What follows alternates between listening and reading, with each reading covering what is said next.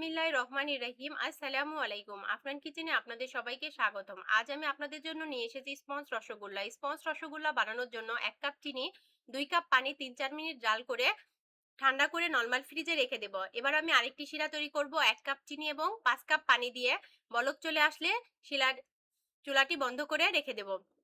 এবার ১ কেজি দুধের ছানা কেটে নিয়েছি, সেখানে ১ চা চামচ কর্নফ্লাওয়ার দিয়ে ভালোমতো মিশিয়ে গোল গোল করে মিষ্টির শেপগুলো দিয়ে দেব। সবগুলো মিষ্টি এভাবে বানিয়ে নেব। এবার চুলাতে যে শিরাটি রেখেছি সেটা আবারও একবার বলক উঠিয়ে একে একে মিষ্টির গুলো দিয়ে দেব। এবার ঢাকনা দিয়ে ঢেকে ১০ মিনিটের মতো রান্না করব। ১০ মিনিটের পর ঢাকনাটি উঠিয়ে ১ কাপ ফুটন্ত গরম পানি দিয়ে দেব। চুলাটি অবশ্যই হাই হিটে রাখতে হবে। ফুটন্ত গরম পানি দেওয়ার পর আরও প্রায় ১৫ থেকে ২০ মিনিটের মতন রান্না করব। রান্না শেষে চুলাটি বন্ধ করে ফ্রিজে যে শিরাটি রেখেছিলাম সেই শিরার মধ্যে মিষ্টিগুলো একে একে উঠিয়ে ৫ থেকে ৬ ঘন্টা ঢাকনা দিয়ে ঢেকে রেখে দেব। এভাবেই তৈরি হয়ে গেল স্পঞ্জ রসগোল্লা। এটি খেতে অসম্ভব মজার। আফনান কিচেনের সাথে থাকার জন্য অসংখ্য ধন্যবাদ।